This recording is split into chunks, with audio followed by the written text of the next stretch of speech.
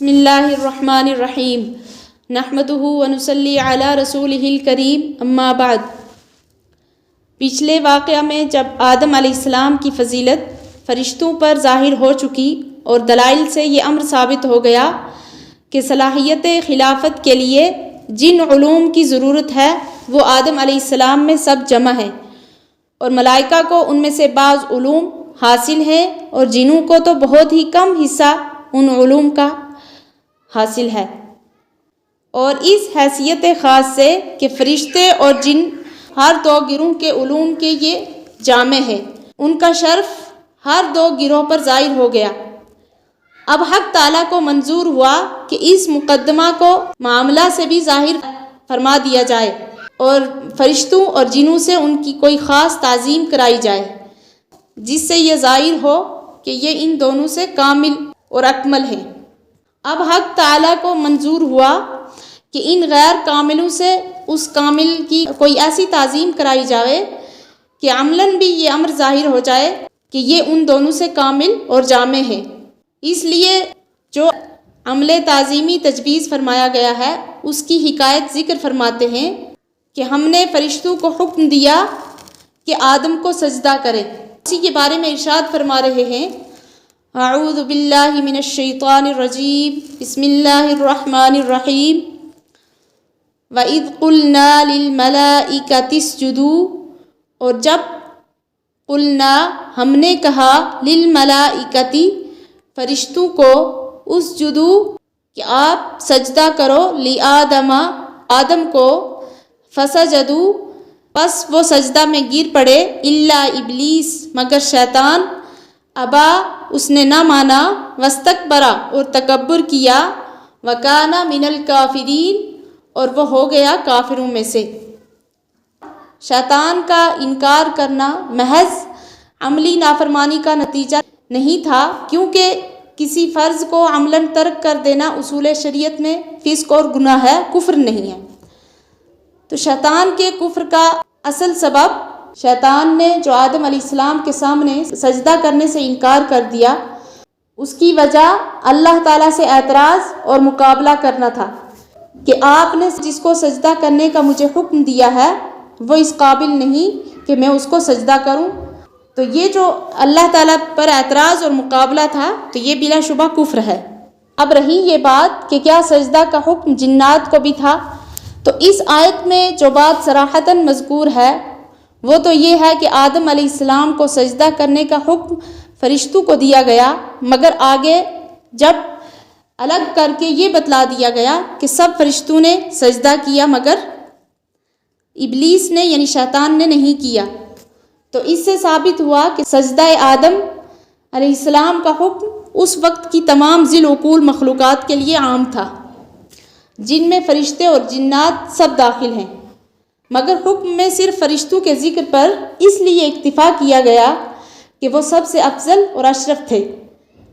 جب آدم علیہ السلام کی تعظیم کا حکم ان کو دیا گیا تو جنات کا تو بدرجہ اولا اس حکم میں شامل ہونا معلوم ہو گیا۔ اس آیت میں فرشتوں کو حکم دیا گیا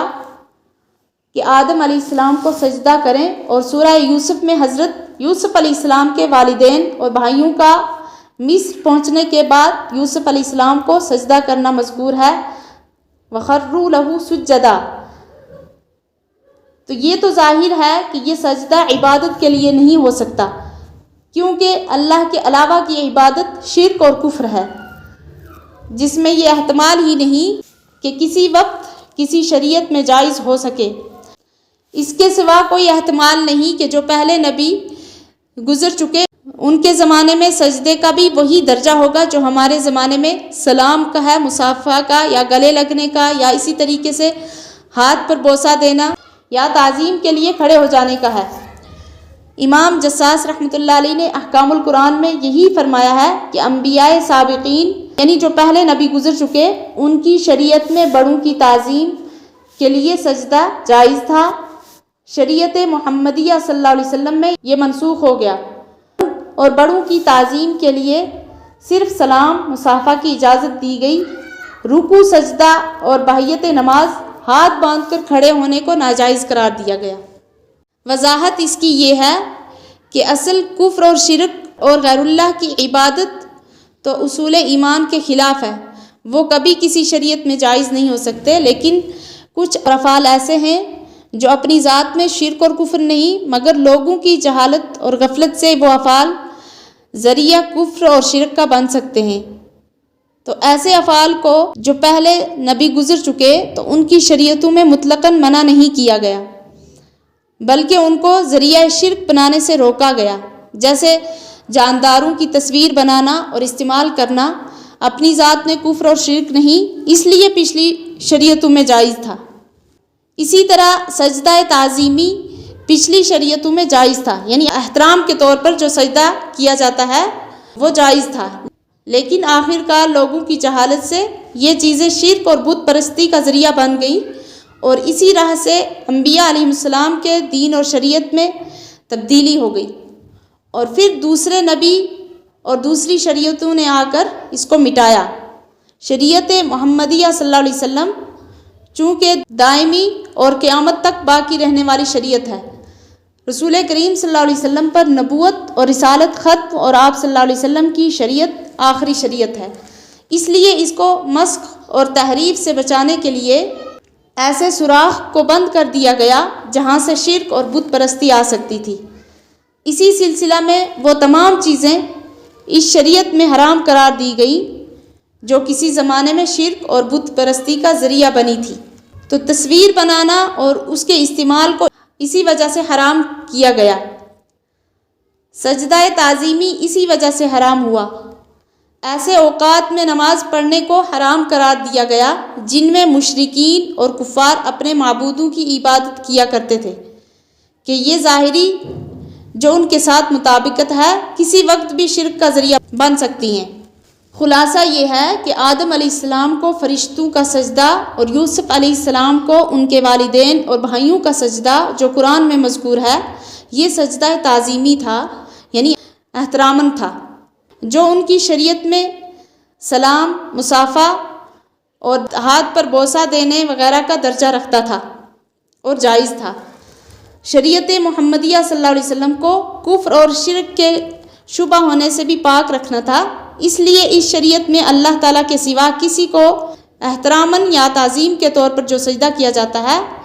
تو اس کو بھی سجدہ یا رکوع کیا جاتا ہے تو اس کو بھی جائز نہیں رکھا گیا۔ بعض علماء نے فرمایا کہ نماز جو اصل عبادت ہے اس میں 4 طرح کے افعال ہیں: کھڑا ہونا، بیٹھنا، رکوع، سجدہ۔ ان میں سے پہلے 2 یعنی کھڑا ہونا اور بیٹھنا تو یہ ایسے کام ہیں جو عادتاً بھی انسان اپنی ضرورتوں کے لیے کرتا ہے اور عبادتاً بھی نماز میں کیے جاتے ہیں، مگر رکوع اور سجدہ ایسے فعل ہیں جو انسان عادتاً نہیں کرتا، وہ عبادت ہی کے ساتھ مخصوص ہے، اس لیے ان دونوں کو شریعت محمدیہ صلی اللہ علیہ وسلم میں عبادت ہی کا حکم دے کر غیر اللہ کے لیے ممنوع کر دیا۔ تو اب یہاں ایک سوال باقی رہ جاتا ہے کہ سجدہ تعظیمی کا جواز، یعنی یہ جو احتراماً سجدہ کرنا ہے، اس کا جائز ہونا تو قرآن کی مذکورہ آیات سے ثابت ہے، شریعت محمدیہ صلی اللہ علیہ وسلم میں اس کا منسوخ ہونا کس دلیل سے ثابت ہے؟ تو اس کا جواب یہ ہے کہ رسول کریم صلی اللہ علیہ وسلم کی احادیث متواترہ مشہورہ سے سجدہ تعظیمی کا حرام ہونا ثابت ہے۔ رسول اللہ صلی اللہ علیہ وسلم نے فرمایا کہ اگر میں غیر اللہ کے لیے سجدہ تعظیمی کو جائز قرار دیتا تو بیوی کو حکم دیتا کہ شوہر کو سجدہ کیا کرے، مگر اس شریعت میں سجدہ تعظیم مطلقاً حرام ہے، اس لیے کسی کو کسی کے لیے جائز نہیں ہے۔ یہ حدیث 20 صحابہ کرام رضی اللہ عنہم کی روایت سے ثابت ہے۔ اصول حدیث کی معروف کتاب تدریب الراوی میں ہے کہ جس روایت کو 10 صحابہ کرام رضی اللہ عنہ نقل فرما دے تو وہ حدیث متواتر ہو جاتی ہے،